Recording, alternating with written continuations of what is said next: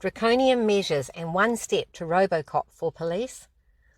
Watching with dismay is the draconian measures situation where for some reason there was a real obsession by the government with the beaches in Australia. For some reason there's a fixation with beaches and Easter by the media and the politicians. I do not think it is just the virus. Do they know something we don't know? Is that virus in the sea washed down by the rain, which could be released with chemicals, as a lot of strange rain lately?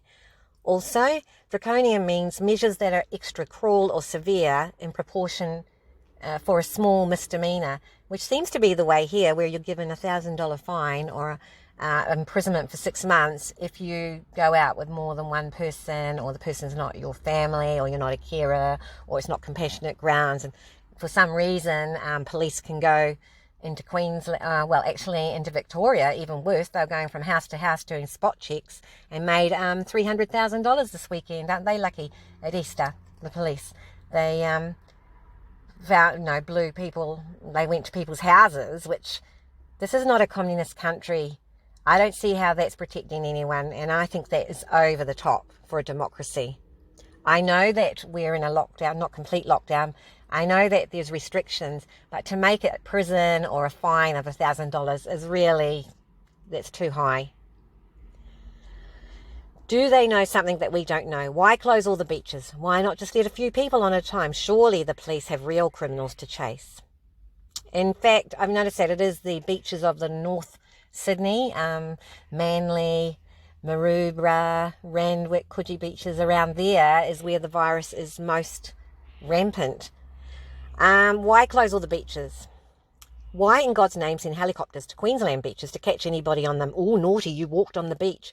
Draconian means excessive punishments for minor misdemeanors, and something totalitarian and authoritarian governments do.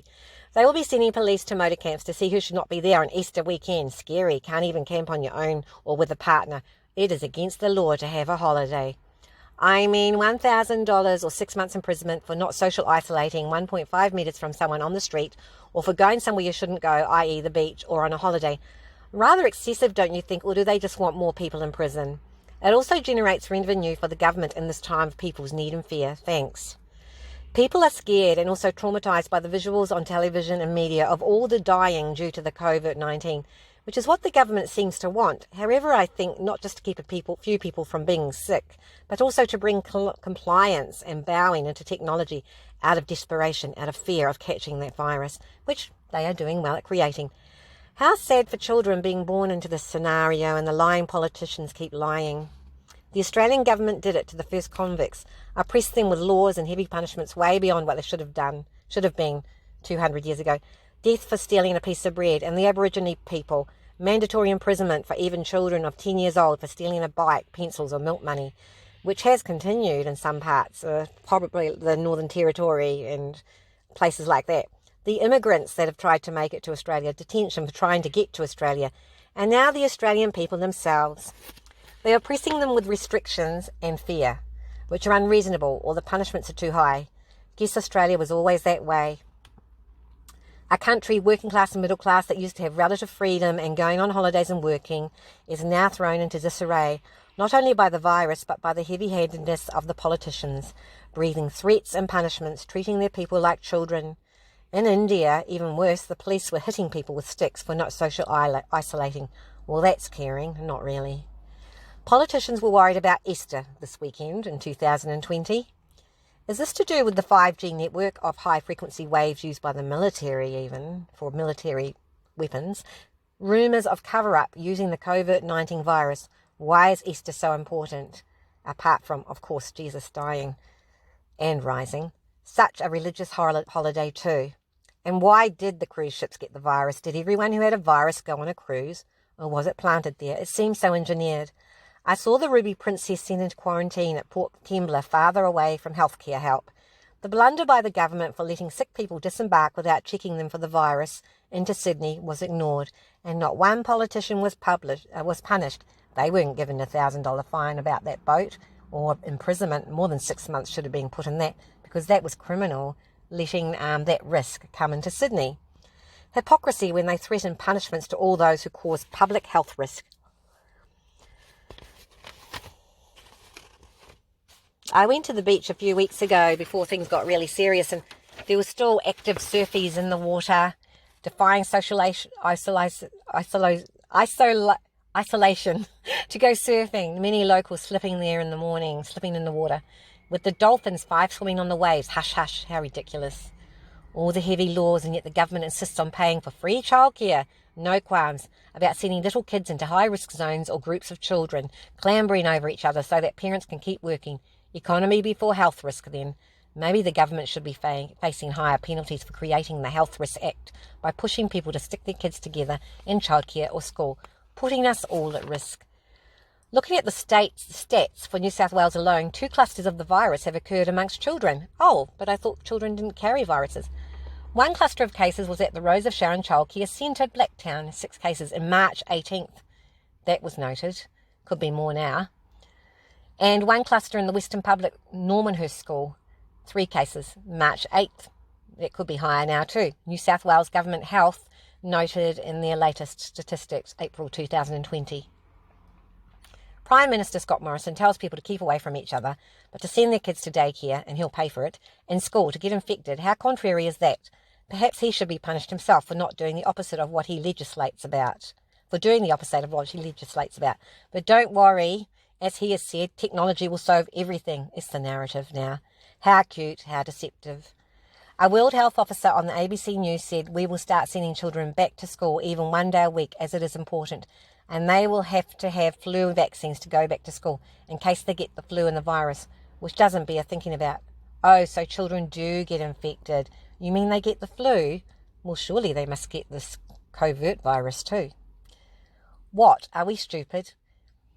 I'm not an anti-vaxxer, however, there are many conspiracy theories that the vaccines coming are linked to make us more open to the 5G network. It's what is in the vaccines, apart from the antibodies, that is a worry for poisoning our system. How can we believe what the World Health Organization says when highly funded by China, or our politicians anymore, when they keep saying children don't get viruses? We have to go by our own wits and intuition, the people of Australia. Noted on the stats again of New South Wales, there are 25 children with confirmed cases of the virus so far between 0 to 9 years old in the state of New South Wales. 88 cases of children to young toddler adults aged 10 to 15 years old. Yes, school children and toddlers do catch the virus. Highest rates are between ages of 20 to 29-year-olds, possibly because they work and socialise. Followed closely by 30 to 39-year-olds. Again, those who work and socialise, 468 of them. The 20 to 29-year-olds, 611 cases in New South Wales. Third highest is the 60 to 69-year-olds, 448 of them, probably because they travel a lot after retiring, probably on cruises too. Then behind them were the 40 to 49-year-olds, only at 349, but also workers and social people. The virus has made people to quit socialising when they love it so much and do need it for emotional and psychological well-being. In particular, it is more beneficial in the real world and not just the cyber world. However, the narrative that technology saves the day or rules the day, as all the socialising now must occur through technology, we have, how lucky, and our planned and engineered. Humans are in effect gradually being swallowed up by technology.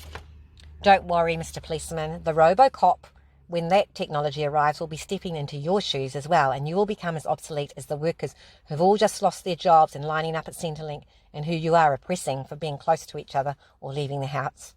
And perhaps you will be hiding from Robocop, not so impossible as you think.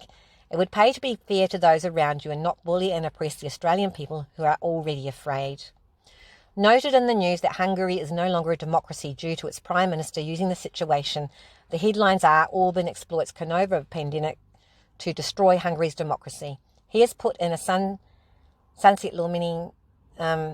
No, he hasn't put in a sunset law. You don't know when this will end. Perhaps many countries will use that law for new restrictions they've placed on their people. But we need a law that says when these restrictions should be lifted, that should not stay like this, or it is no longer democracy. All the restrictions should be lifted when the emergency is over.